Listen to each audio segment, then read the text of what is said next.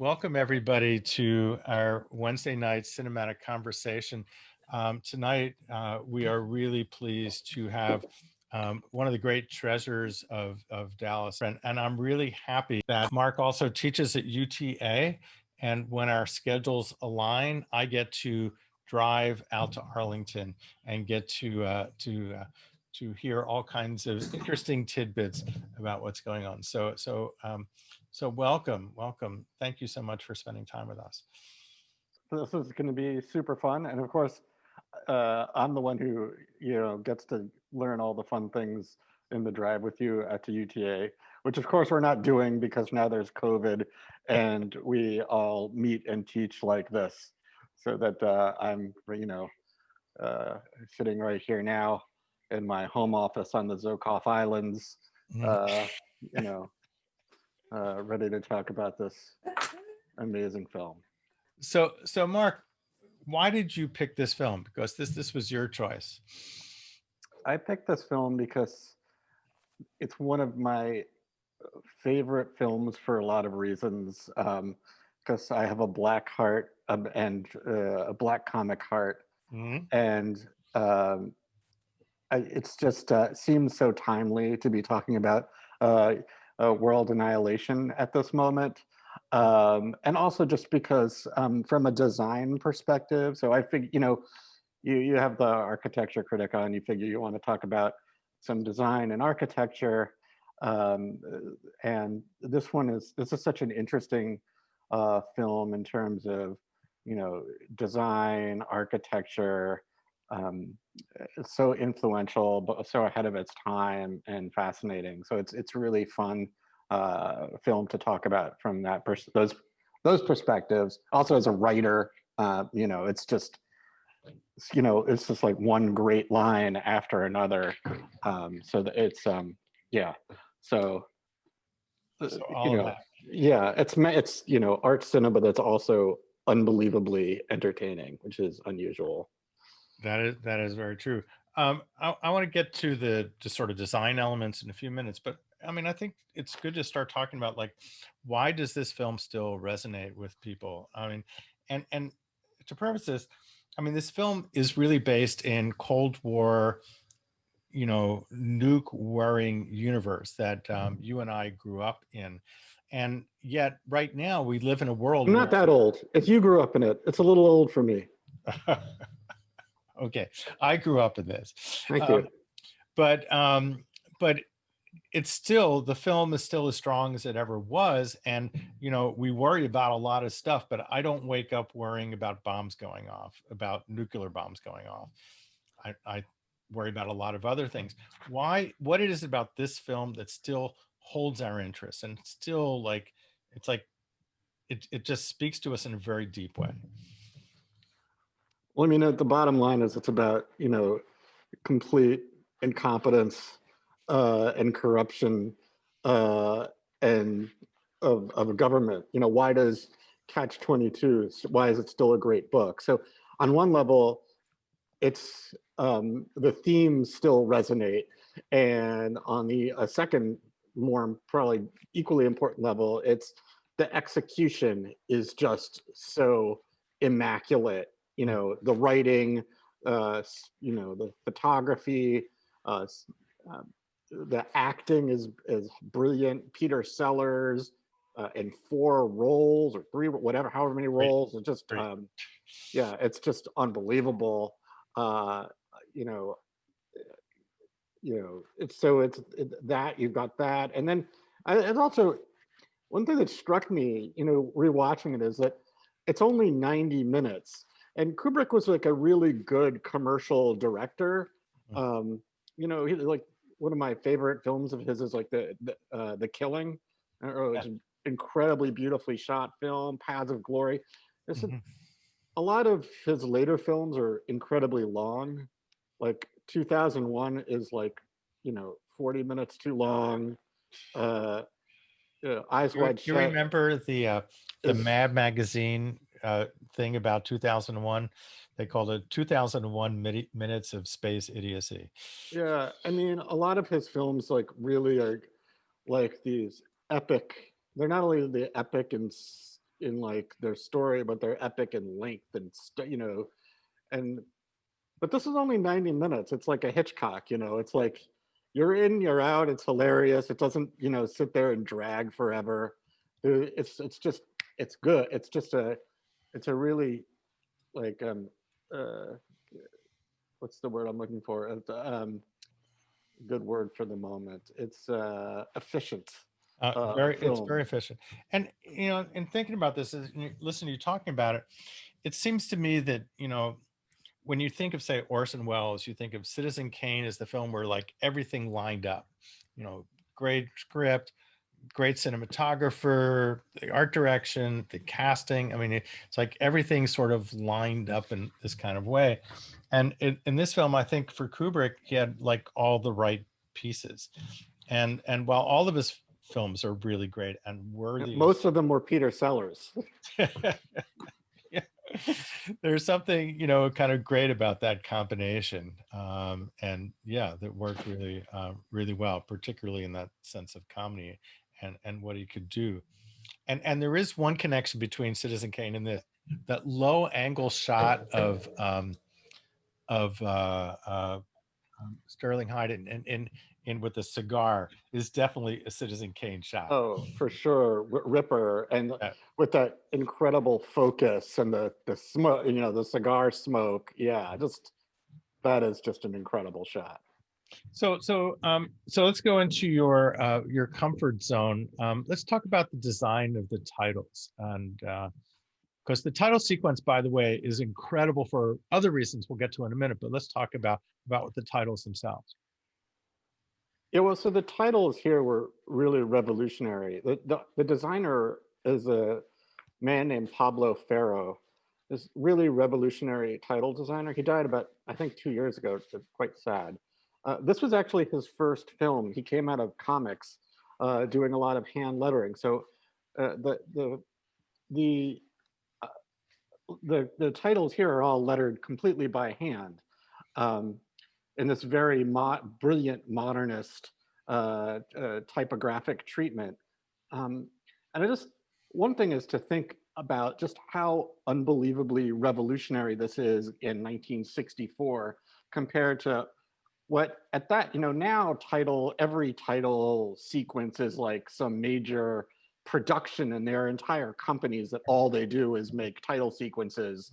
Places like Imaginary Forces, and they're companies that specialize in this. But then basically it was a very conventional, way of presenting titles at the beginning of a film. Now they're all at the end, right? But then it was just everything put up on very simple, you had one maybe slight typographic treatment for the title, and then basically just, very, banal generic treatment for the rest of the everything that needed to be listed. And Pharaoh, sort of at the same time, there were a few really pioneering designers who were starting to do interesting things with typography. Saul Bass, uh, working with Alfred Hitchcock, and also with the great Anatomy of a Man with the Golden Arm. Yeah. Man with the Golden Arm. You had Auto Premature. yeah, you had I like to think of Maurice Binder, and also BJ uh, doing these things for like the James Bond films, Yeah. With sex and typography coming in. But then this is like a more modern. Okay, I'm just modernist in a treatment. Zoom thing on a Stanley Kubrick project. Is that it? Probably want to Okay, I'll mute quit your. this in 2 minutes. Everyone might want to mute your All right. thing there. Anyway, so yeah, so Pharaoh is this is his first go, and you can see this really staggeringly interesting, typographic treatment. It's really unusual. What he gives emphasis to is, sometimes it's not even the name. It's just like a pronoun. You know, a is huge, and then it's like, you know, something smaller. And the way things are, it's all hand drawn. Yet it's the modernist, the alignment, the asymmetries. It's all really brilliant. And of course, because it was hand done, um, and rather quickly, there are some errors in it. So you can go through it and you could look for like the occasional spelling mistake in there, and they're in there.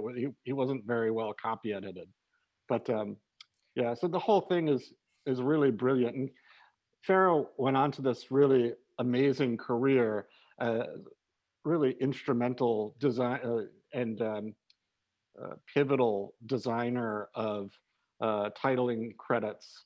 One of his most important ones was Thomas Crown Affair, Yeah, Thomas Crown the Affair. original Thomas Crown Affair, where he not only did the titles, but he also did some of the editing for the film. So there are these sequences in the film where two like the films align, you know, different frames align in the Yeah. sequence, and they sliding back and forth. And this was sort of his innovation to introduce this timing sequence. And actually, one of his late works is a callback to this. He did the amazing credits for another one of my favorite films, Men in Black. And if you go and you look at that, it also has his amazing hand drawn with this very elegant line that it's never perfect. It's always just has this a little character to it. And you can see that in that Men in Black as well, which uh, you know, makes reference to, you know, other well, anyway, that's a Well, so Pharaoh is really interesting, and those credits are, and of course, they're all over.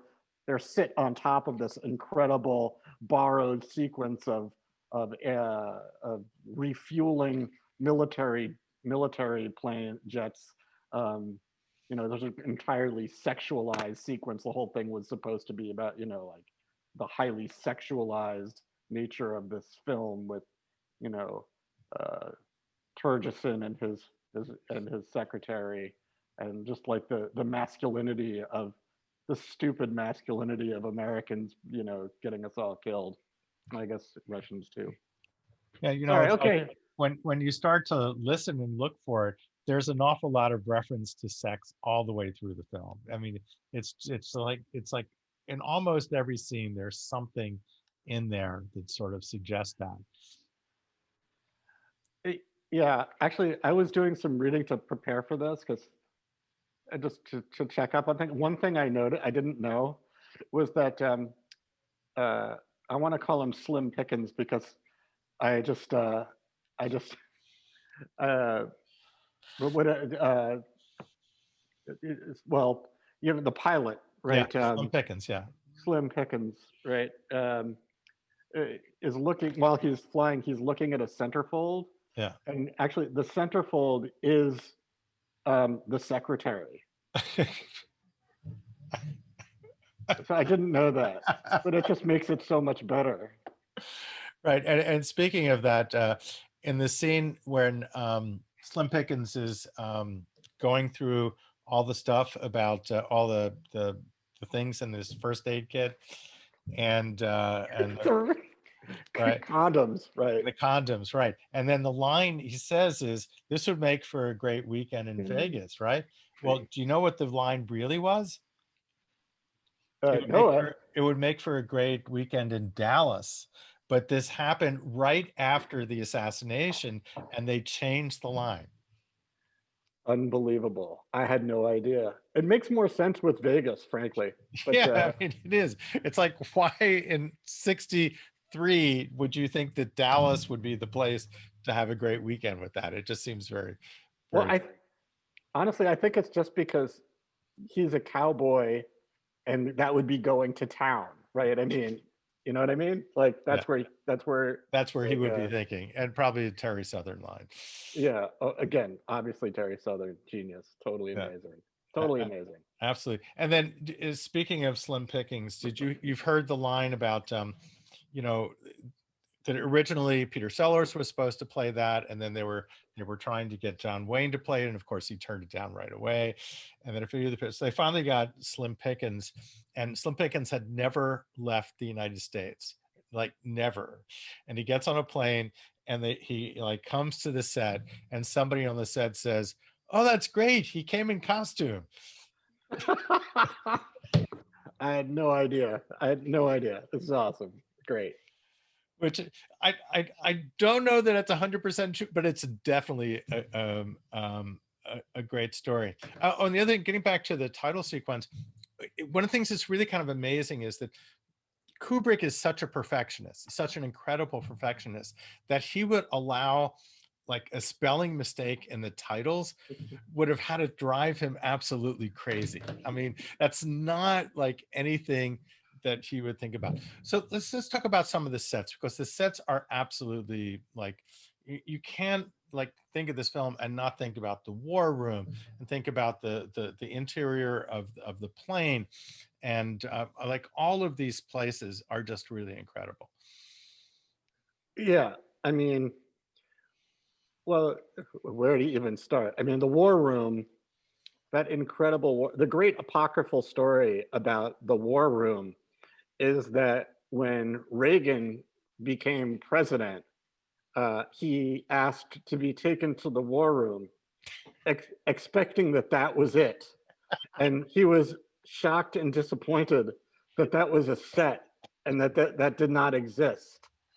And if that were to happen now, Trump would say, "Build me that room. I have to have that room." Well, the thing is, I mean, we all know what that room looks like, right? It's the Situation Room. Right.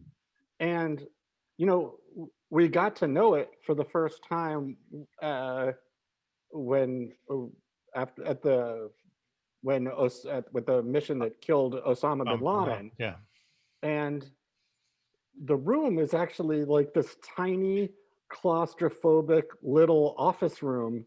It has a couple of big TVs, you know, or big screens where they can, you know, watch what's happening. And it's got a bunch of like, you know, obviously tech phones in the middle of it, but it's not it doesn't have it, you know, in 2000 and, you know, 20 or 6, whenever, 2009, 12, whenever 2009, whenever the fuck we killed, sorry, my language, whenever we killed Obama, Okay. Obama, shit, Osama, sorry, Trump wishful thinking.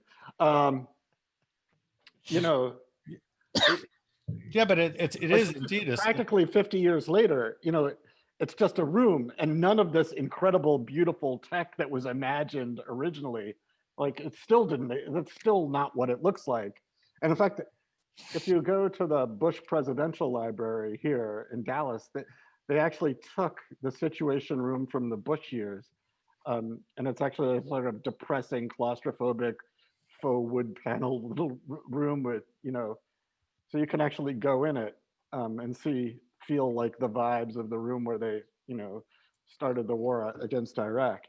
Mark, I think the thing about the war room as it's portrayed here is that the map of Russia and map of the world dominates the room, and it puts what the dialogue is going on into perspective of this large thing on top of it. It places the whole conversation in a different place. Well, it gives it's a special. I think it's really what dominates the room is that ring, Yeah. that this amazing halo. So I mean, and here we should talk about Ken Adam. Okay. So Ken Adam was the designer who designed these sets and sets for several of Kubrick's films and many other films.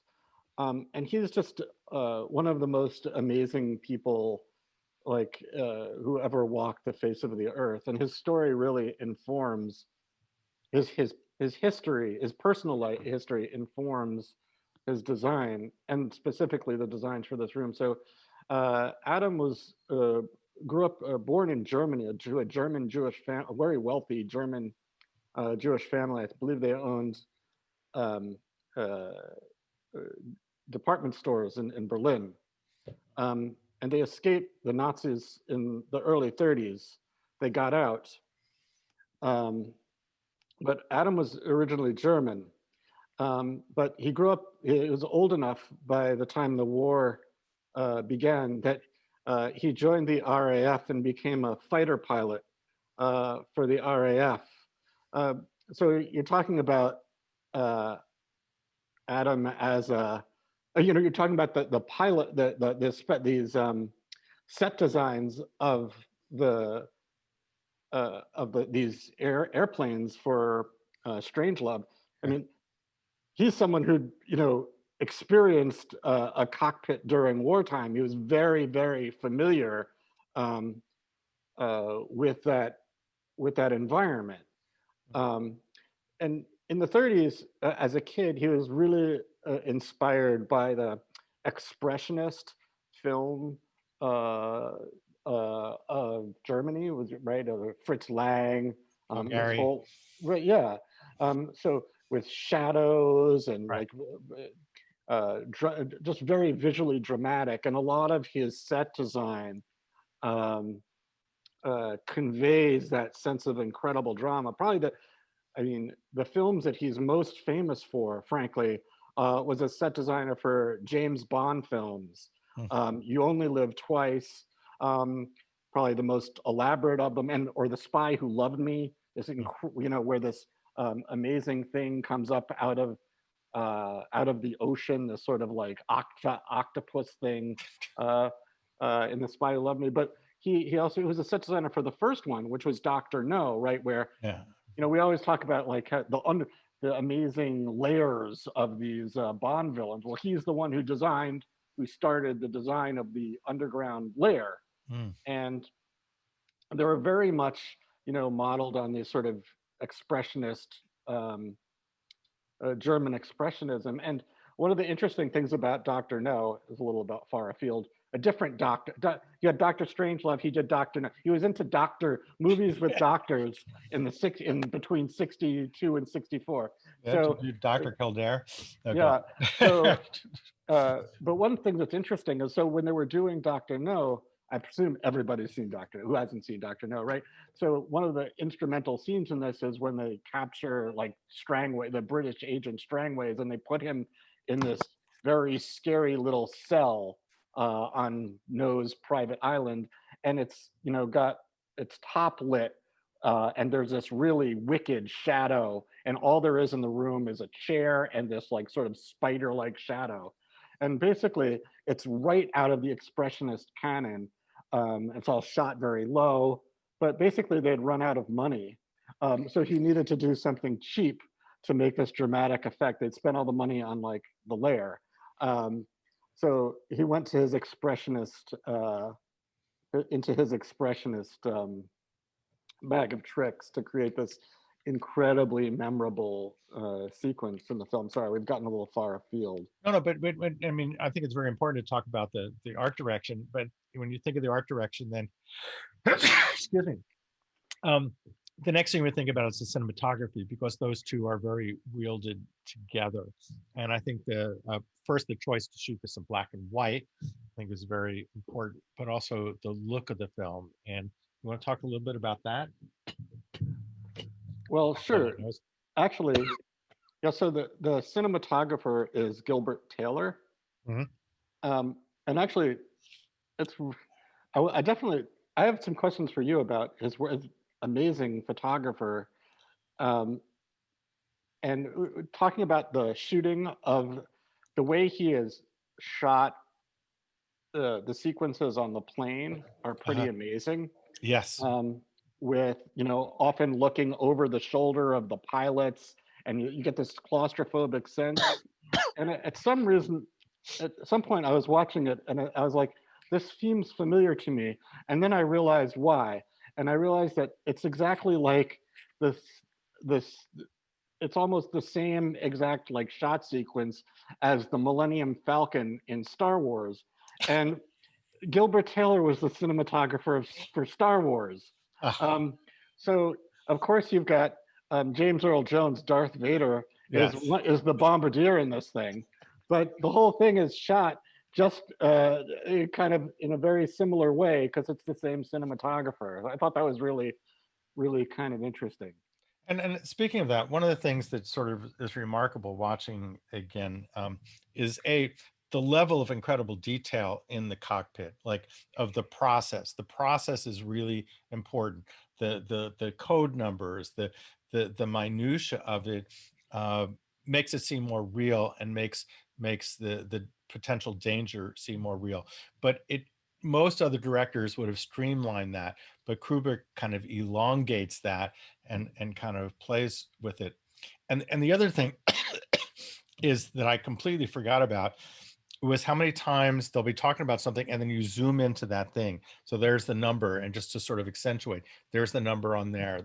It's kind of this language within that PID to sort of draw you in. Yeah, the CRM 113 or whatever.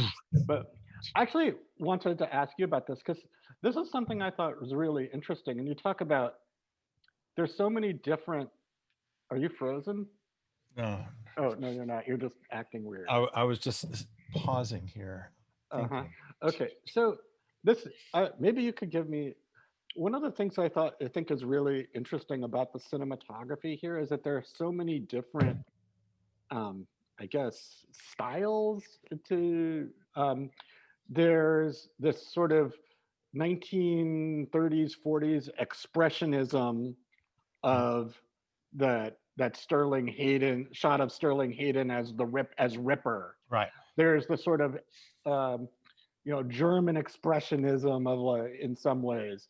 There's just this sort of beautiful, um, just like Hollywood style cinematography.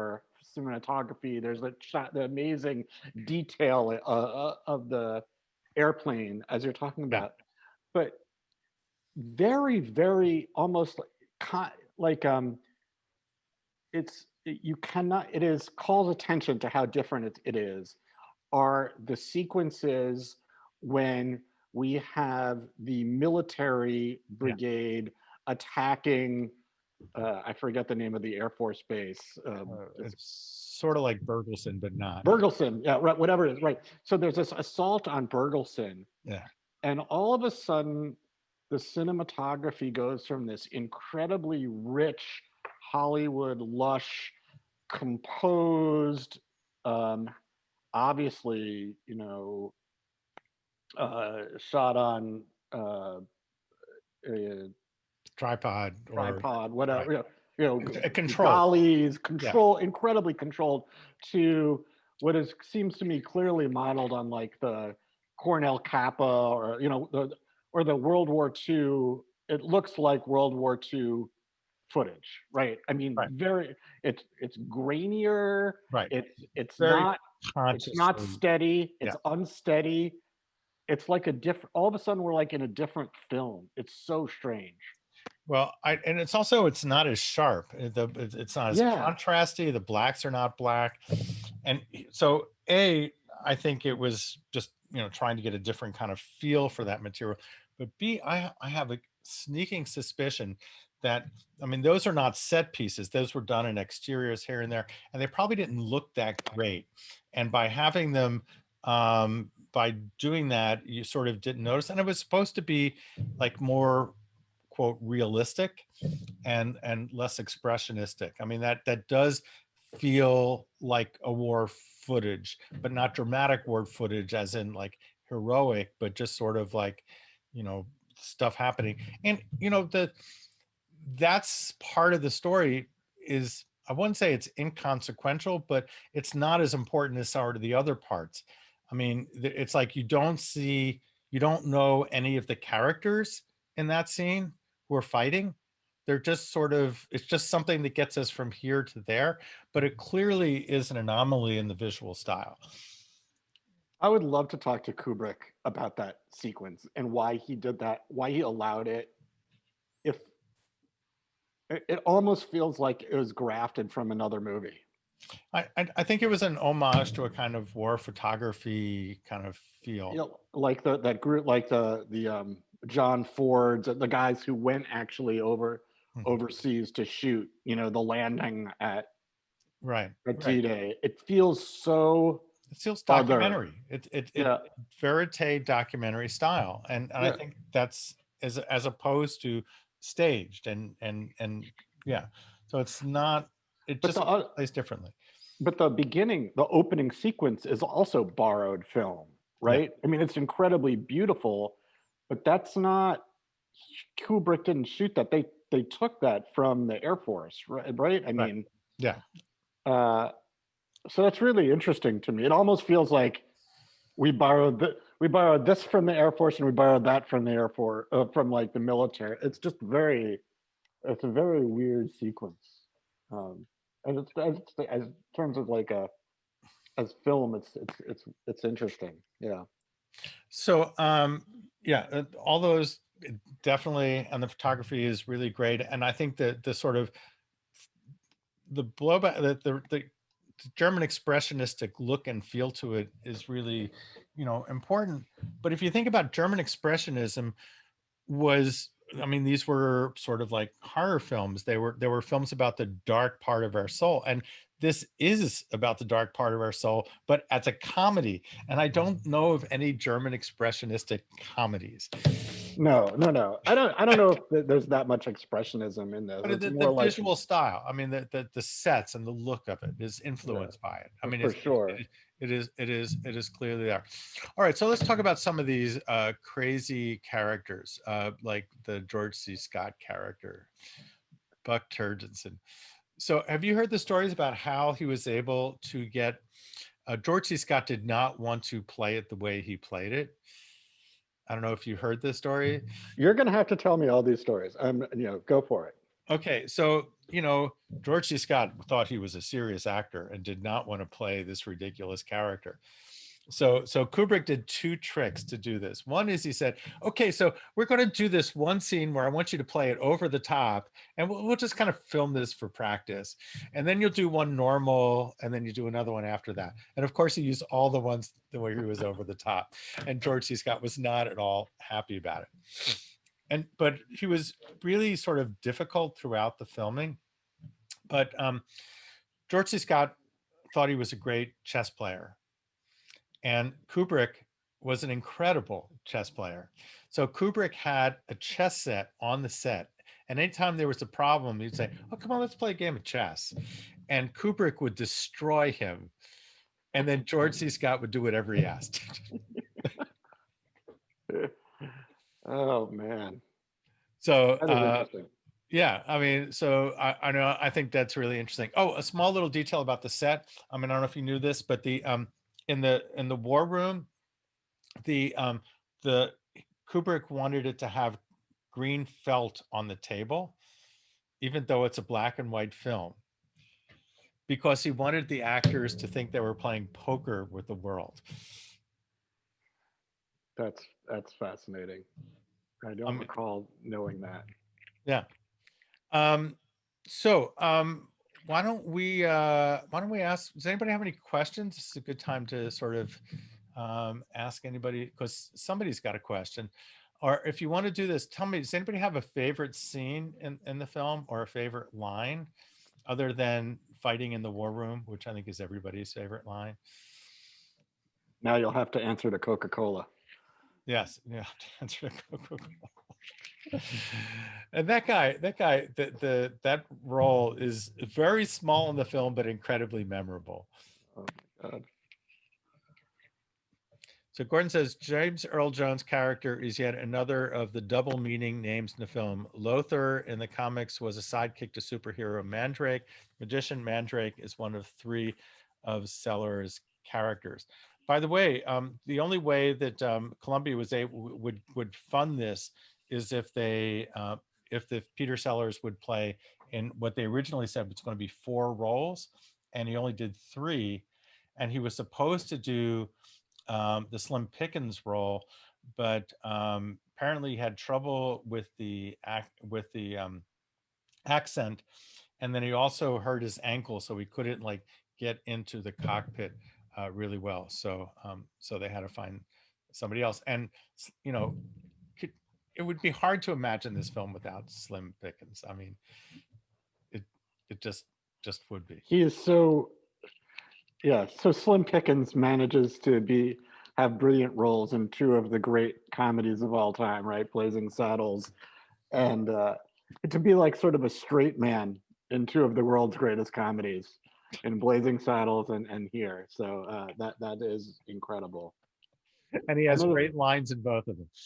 then Sellers, I mean, the thing I loved Sellers because he would always play different characters as Clouseau, right? I mean, Yeah. that was how I. So somebody asked us about the conspiracy theory in the film, and they referred to the fluoridation, and that was, if there are any young people here, that was like a big deal. That there was this, people had thought that it was that the communists were putting fluoride in the water to make us water, to take us over, and they really believed that that was a plot. When of course it was the dentist of the United States who kind of pushed it so that kids wouldn't have as many cavities as the word. But it was one of those things that was like the John Birch Society um, would sort of go about, and you know, when you think about like today, like how does this film speak to us today? Um, um, that those kind of conspiracies are like still here, like QAnon, like crazy conspiracies that, and then people do crazy things like the Pizzagate thing because they believe in these conspiracies. And here we have a general who destroys the world because of a conspiracy theory. Hey, Bart. Yeah. Hey, in addition to being the most perfect black comedy ever made on film, my other favorite line in Dr. Strangelove is the entirety of the phone call, which I think is the greatest phone call in all cinema. And I'd like to hear you guys talk about that for a minute. My favorite part of that is, I think, well, Dimitri, it's good to be fine. It's I'm fine too. I'm fine too. Yeah, actually, you know, Susan, my wife, was talking about that, and said she wanted to have that on her phone at ring. So I will download the film and find that little snippet, and every time the phone rings, it'll be, you know, Dimitri talking about that. So who do you think wrote that dialogue sequence? I'm guessing it was Lionel Mandrake. I'm guessing it was Terry Sutherland did Yeah. that. I mean, but it's just, however, you could write it and it wouldn't be, it's the performance of it is just, it's brilliantly written, but it needs it needs a performance that's a master. And like, anytime you have someone talking on a phone, it's tough because there is no one, you know, there isn't anybody on the other end of the line, right? It's all just pure like invention by the actor. Well, And Sellers is sometimes so they'll feed great. you a line. Depends on the director, because since they'll be listening, they can often put another track in there. What I had heard was that a lot of the funny Peter Sellers lines were lines that he made up on the spot. There were a lot of moments that were in the script, and obviously, you know, the script is pretty great. Terry Southern did an incredible job of adapting this novel. But Sellers was, you know, brilliant at ad-libbing, and from what I heard, many of the great lines are things he came up with on the spot. Well, I actually think like in those sequences, I actually think George C. Scott has all the best, like low key has the best lines, and they're often like under his breath, where he's like, you know, I'd hold off on that. I'd hold off on that evaluation until we get more opinion. It's like While he's chewing gum. yeah, it's like, you know, it was like the human element seems to have failed us here. It's like Yeah. I hate to judge. I hate to judge before all the facts are in, but it looks like General Ripper has exceeded his authority. It's exceeded his authority. But the thing is that all of those lines are like, they're really funny and kind of human. It's like what you see is a caricature of the worst of what happens when people are like thrown in a bad situation. And but you see, like on the Dimitri call, like the human, like these are real people that have kind of craziness to them and are adapting in crazy ways. And you know, as we know now, not all leaders are perfect and good and have the will of their people, you know, at heart. I mean, before we end this, Bart, I really want you to know I deeply respect you as a human being. Thank you, thank you. Yes. What can I say with that line? Yes, but at least you're not talking to the president while you're saying that. Yeah. You know, He doesn't call me a lot. yeah. So, what other scenes? Other people have any questions here? Let's go through the chat. What do you think of the conspiracy? We talked about that. Do you realize fluoridation? We talked about if we threw any lower, we'd have to put sleigh bells on the thing. Or just the whole thing of him, like when doing that. And you know, we haven't spoken about the doctor himself, the character of Strangelove, which is such a you know, a fascinating thing, just the way he looks. And apparently, I don't know if you know this, but the glove was not like in the script at all. That apparently Kubrick had that glove on because he would be messing with the lights, because you know the director has nothing else to do but mess with the lights, but Kubrick is such a perfectionist that he would just go over there and he'd have to have gloves on. And so Sellers said, can I have that glove? And so he put it on, and that's how that came to be. And of course he did so much with that, and it's really a matter of like what having a really great actor can do to sort of make a scene work. But it also is you know, a throwback to, I forgot the name of the program, but like, you know, after the war, the United States and Russia were like trying to get as many Germans as they could to support the you know, the new nuclear world. And we had like some of the best ones. We got the best ones out, but there were all of these. Operation Paperclip, right? I mean, That was called Operation Paperclip, right? That's Werner von Braun right there. I mean, it's like the parody of Werner von Braun. Yeah, absolutely, absolutely. And obviously, these characters, many of them were Nazis, and von Braun was a Nazi and had done some rather major atrocities for which he got off scot-free because he had usefulness to the United States. And so this sense of this character with all this technical knowledge, but with a clear sensitivity to sort of a Nazi aesthetic, a Nazi mindset, clearly is a reference to things that were going on in the United States.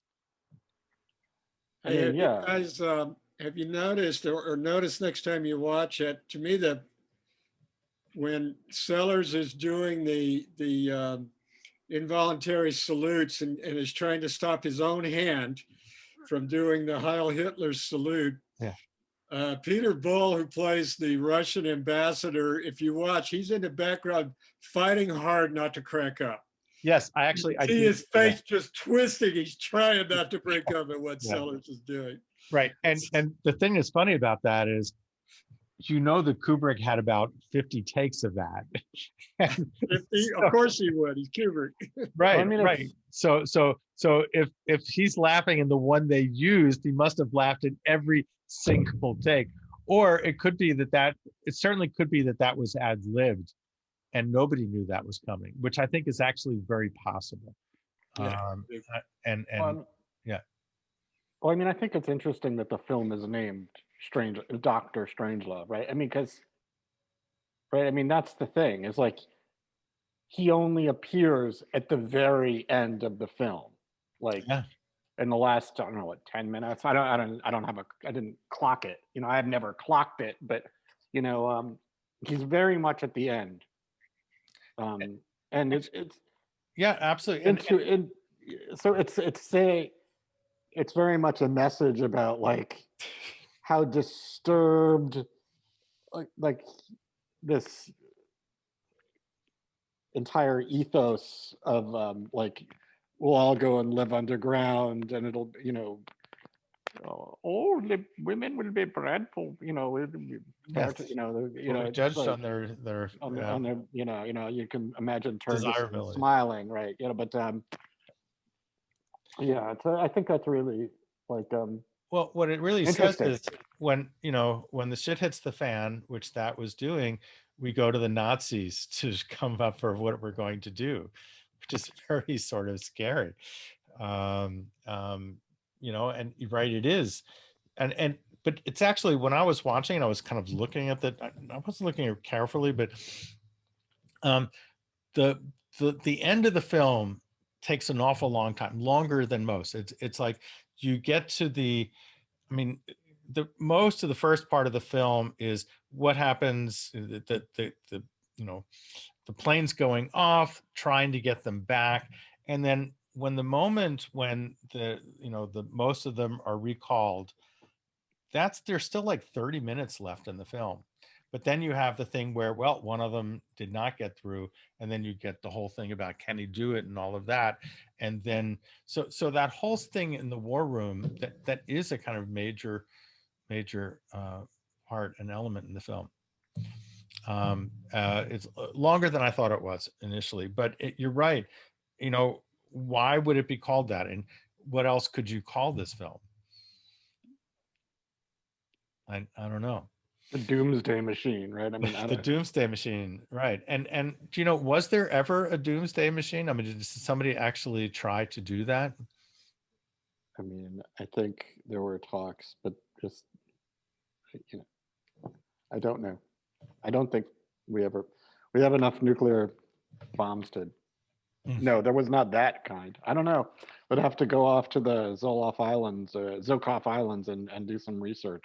Yeah, right. And then, well, you know, and you know, speaking of the mine shafts, there were people during the '60s who had, you know, who had bomb shelters in their homes. That was kind of a thing. People were, you know, kind of concerned about that.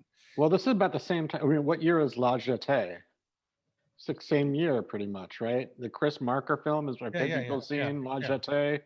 The Chris Marker film, French director Chris Yeah. Marker, Still images. film called La Jetée, which is I think 64 also, so same year, and it's about there's a nuclear war, and all that remains of civilization has moved underground, where the German scientists have these prisoners, French prisoners, and what they're doing is they're sending them back and forth in time to try and bring back help so that they can undo the catastrophe that's happened. And so it's a story of like this one man who is sent back into his own past, and so the story is told. Uh, it's sort of like the dystopian non-comic version of uh, Strangelove. And the film is actually the basis for another film, 12 Monkeys, like much later, It's the actually, Terry Gilliam film.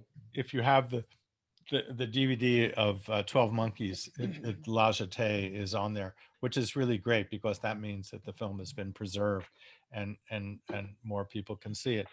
I see a note here that indeed the novel that came from was called Red Alert, and that it was delayed because of the Kennedy assassination. I mentioned the line of dialogue that was changed, but also at the same time that Kubrick was working on this, there was that film Failsafe that had a similar theme but was a serious film.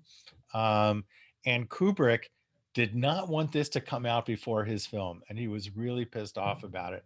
So he found a way to sue the people who were making that film, and what they agreed on was no financial settlement, just that film had to come out afterwards. And I think both films were actually relatively successful. So Was that the one that ends in like the beach in Australia or something like that? I seem to recall that.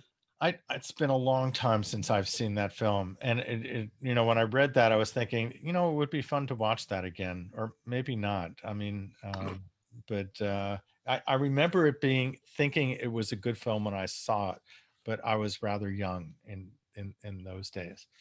Does anyone remember in grade school around that time having these drills where you would get under your desk in case the Russians came to bomb us? You mean duck and cover?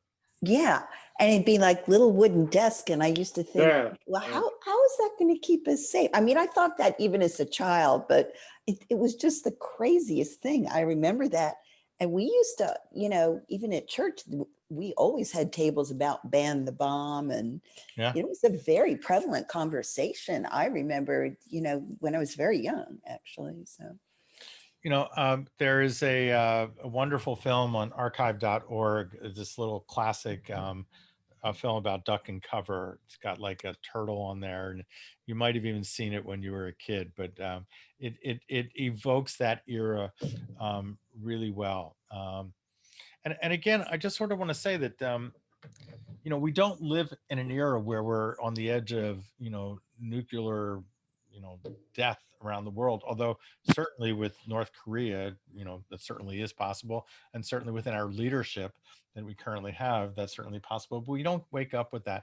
Yet this film, like this film, speaks to us, and I think, um, Mark, we were talking about this early. I think about what makes this film really resonate with us is there's this kind of anti-bureaucracy. It's like the bureaucracy is just full of idiots and full of stupidity. You know, it's like, you know, I can't get the change out of that machine because I'm not supposed to do that. And everybody's sense of what bureaucracy like gets in the way, and bureaucratic things are stupid, and I think it sort of fits into that notion. Maybe, what do you think, Mark? Well, I agree totally. I mean, Kafka. It's Kafka. It's Heller. You know, Catch 22.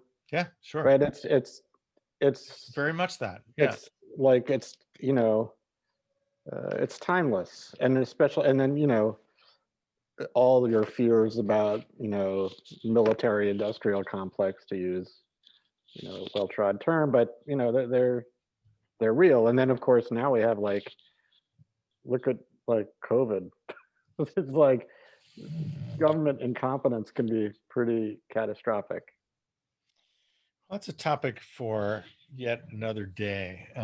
But yeah, indeed, the government response in this, and it's all about how the, you know, red tape. It's like this triggers that and triggers that, and then there's no way to stop it. And Right.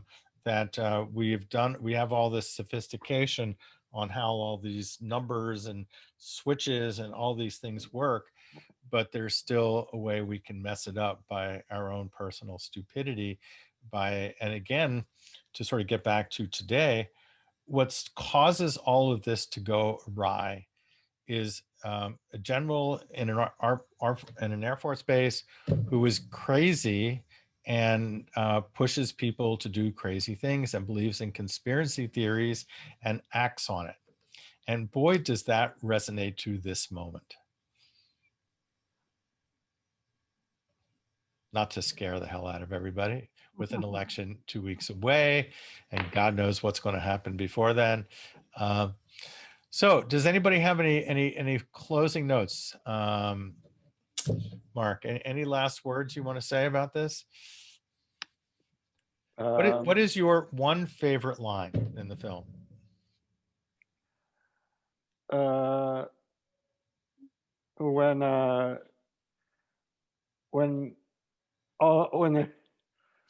When George C. Scott realizes like everything's gotten completely to shit and there's no going back, and he goes, "This is going to cause a bit of a stigma," under his breath.